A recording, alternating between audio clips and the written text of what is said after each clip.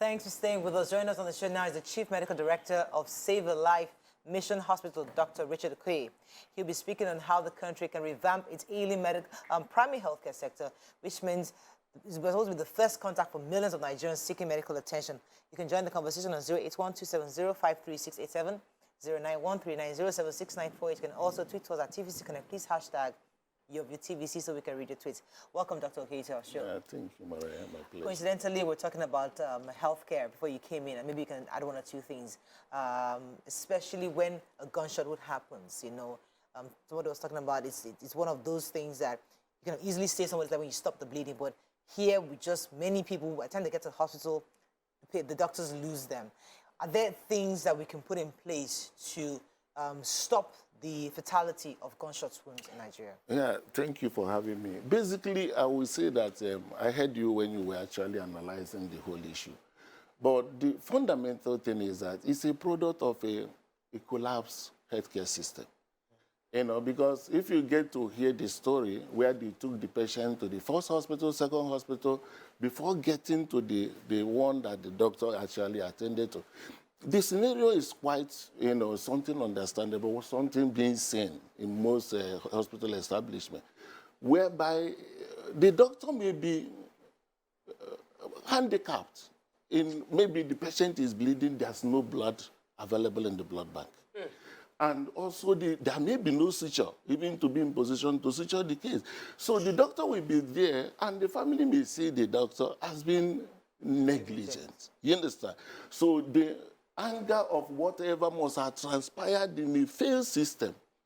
And unfortunately, we see the doctor being a victim of a failed system, not necessarily something one would say that the doctor may have done. It's a collapse of the system, which is, you know, a picture of what we're going to talk about today in the aspect of the primary healthcare. I cannot even imagine that a patient will get to the hospital and will be having a situation of there's no blood, which is why they cannot rescue them. Because, and sometimes it is important that we have this conversation so that the average Nigerian on the street understands the kind of situation the doctors are dealing with as well. Because I'm listening to you and I'm wondering, how can a doctor work when you say there's no suture? How can a doctor work when you say there is no blood? What kind of magic do you expect such a doctor to perform? And how would the family react? Because the only person they are seeing at that moment is the doctor. So it's not a case of there's no blood. It's a case of you are killing my loved one. And who's the person to address this situation?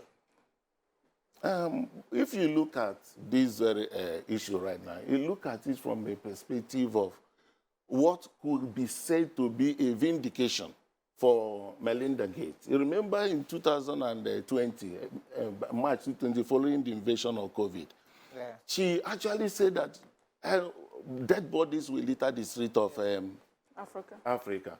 The dead body will litter the street of Africa, and people took it on her.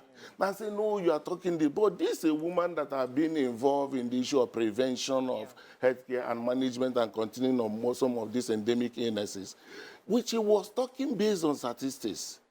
As it stands today, I'm talking as a doctor. I've been in teaching hospital experience, private hospital experience, and also the other aspect of advocacy and all that. He discovered that a scenario where there's no doctor in most of the communities we have. You know, if you get to some of the northern communities, you may not see a single hospital in the entire community. Most of the communities in the north, it's just these boys from Igbo boys that go there to sell drugs that they will be calling their own doctor when they open up a chemist. So you look at that particular scenario, what is the preparedness of the country, healthcare system? The doctors are not there, the doctors are flying, and now the ones that are even available are also being victims of Let's talk about primary healthcare for a second, because I know that that's one of the areas that of your concern. How do we improve primary healthcare in Nigeria? What are the things we can do to support the doctors in these facilities? Yeah, you know, it is a two-way. That's why I'm trying to bring out the statistics. Number one is that if you look at the population of the nation, children and mothers account for 71% of the population, statistically given in developing countries. And they are the one also that determine the health statistics or the health status, because they are more victim of mobility and vulnerable to mobility and mortality, all right?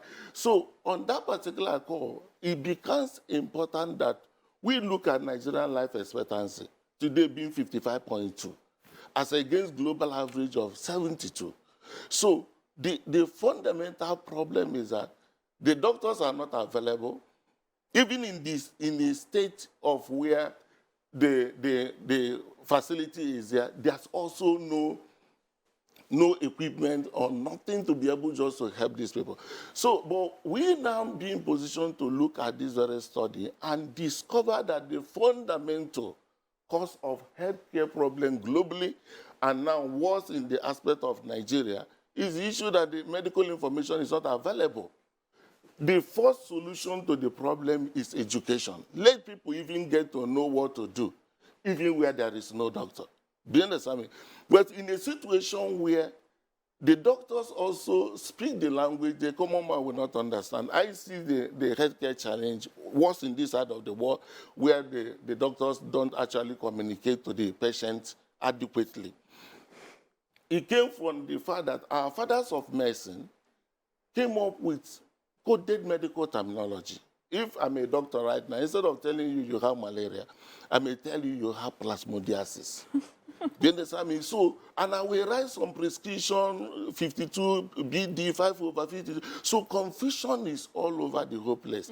So that is the fundamental why primary health care is still a very major problem, whereby even when the things are there, people don't know what to do. So what we did in the aspect of trying to address this is to be in position to decode the medical terminologies in a way that a common man should be able to access it. So I developed what they call Dr. Savealife in US in such a manner that let these things serve for the people as in their own language. Like if you have a system now, I did it and it's available in such a way that if it is fever, it will ask you, do you have fever? It will ask you, how hot is your body? In that language of the people. So by so doing, we make, number one, the healthcare information available to the people, and then taking it off from there. We also put us on devices that even on a long term, whereby even if a patient in a village, if you put a stethoscope, we develop the algorithm. It's a digital stethoscope. Put it in a patient in the village. A doctor in the city, even in the US, can be able to hear the heartbeat. So with that, we have been able to use a kind of a telemedicine that could be able to help out a number of people. All right, let me get a few more questions. Okay, so I'm hearing no suture, no this, no that in a hospital setting. How is that possible? Who is supposed, because government is not in the hospital. The hospital has its own system of administration. Who is in a medical system supposed to head and provide and ensure that there are facilities or medical supplies within the hospital? And why would that person fail? If he fails, what should happen to that person in that system? Okay, let's first of all look at the Nigerian health budget, which is quite a fundamental area to look at. If you look at since 2000, in 2001, there was a gathering of the whole head of states. And they declared that the 15% of the health budget should go, of the budget should go to healthcare. Unfortunately, since then, we have been able to do only 5.9 in 2012, which I look at it as a higher based on the value of Naira as of that time. So, but that issue of budgeting in the area of healthcare has been very, very limited.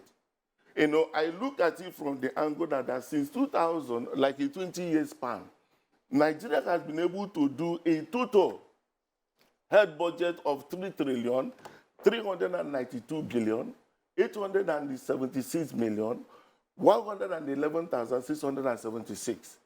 And if you look at that, divide it across the 20 years, and take it to an individual budget for Nigeria, you will be getting something in the neighborhood of 1,060 naira per person per year.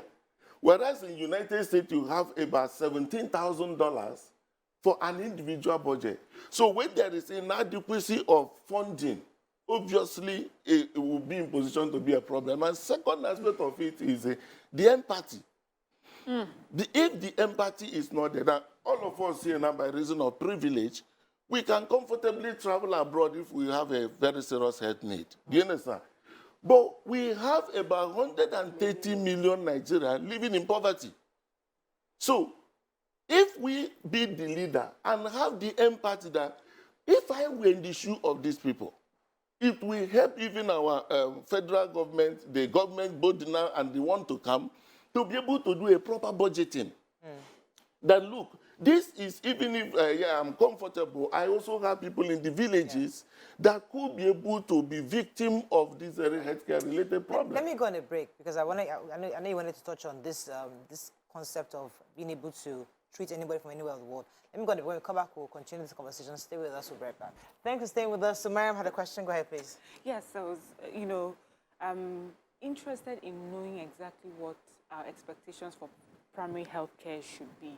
And sometimes with the way things are just done in Nigeria, I feel that we don't know exactly what we should be expecting from primary health care and then the tertiary health care.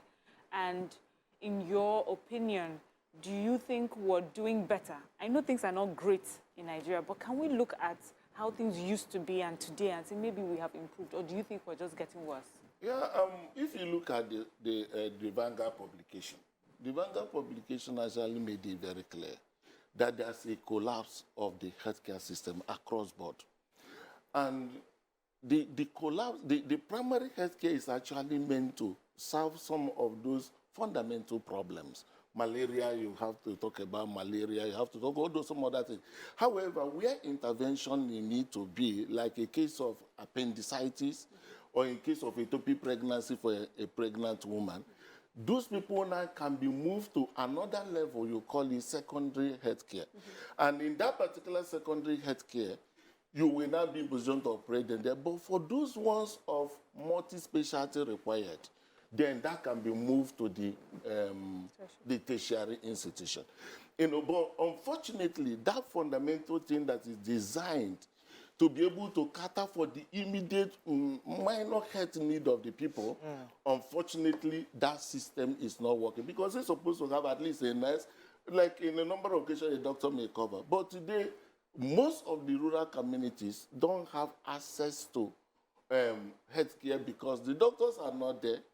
This insecurity situation is worsening the... So let me be sure I understand you very clearly. Are you saying that, based on what you said earlier, that if you're in a village, for example, if you have whatever it is that you have, the stethoscope, so even if we have doctors in Lagos, in Port Harcourt, in Abuja, they can support those in the villages with this machine. Is that what you're saying? Absolutely. Okay. What we actually try to do, because since these people are not available for these people, and more population are in the rural communities.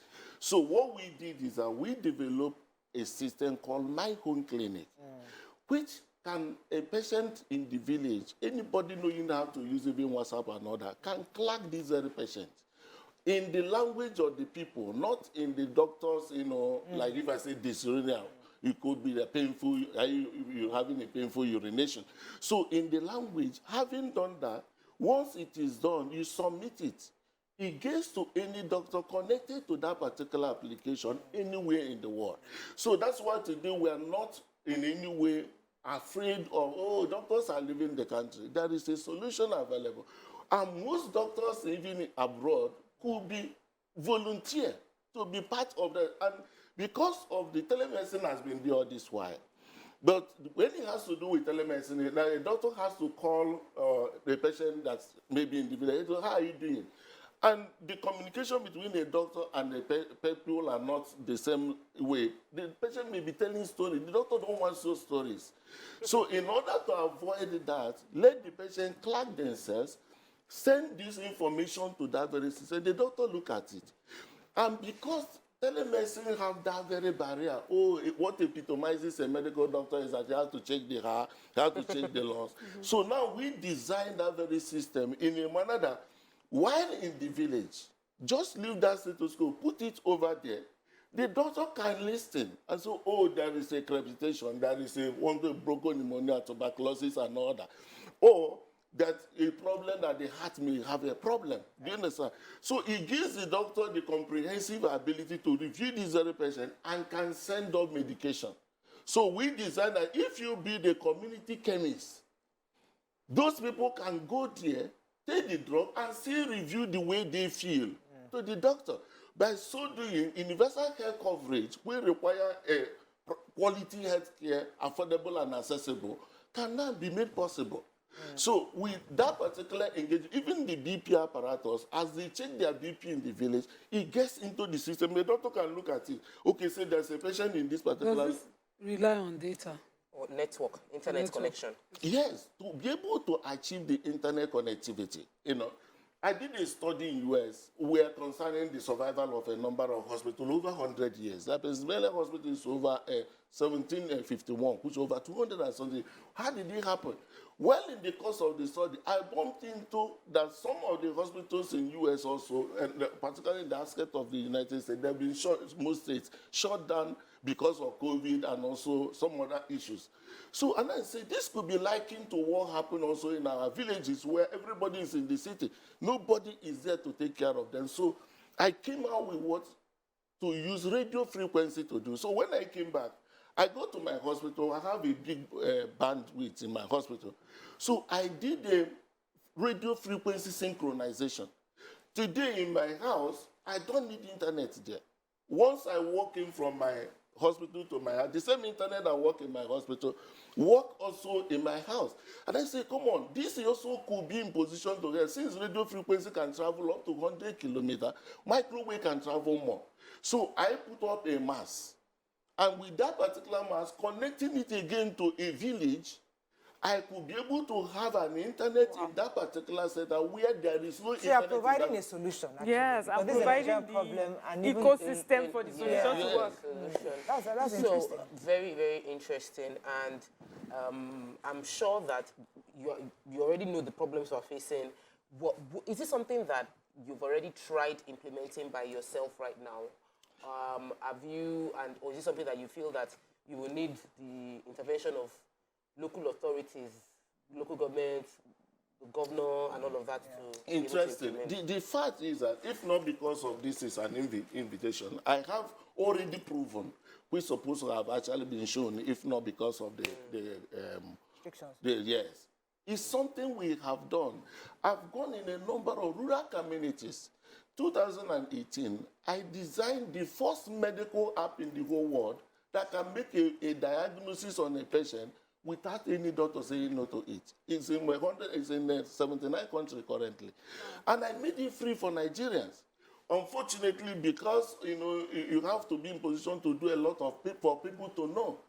It's less than 100,000 downloads. Do you understand? Which are supposed to be something that if somebody had that app, it can even give you opportunity that what happened to this very patient that died now. Yes. If they have that application, just click on I have an emergency. It will show you the location of hospital 1.5 kilometers where you are. Then they would have called the first hospital. Please, we have a patient on gunshot. And this very patient is bleeding. Do you have blood bank? Do you have doctor? Do you have Even this one? He said, no, we don't have. You don't have to now take that very precious time to go there and then move into there. When you get there, you will see the address of these hospitals. You will see their phone numbers. Have you given this into the government? I mean, this is something that should be scaled to that level. Exactly.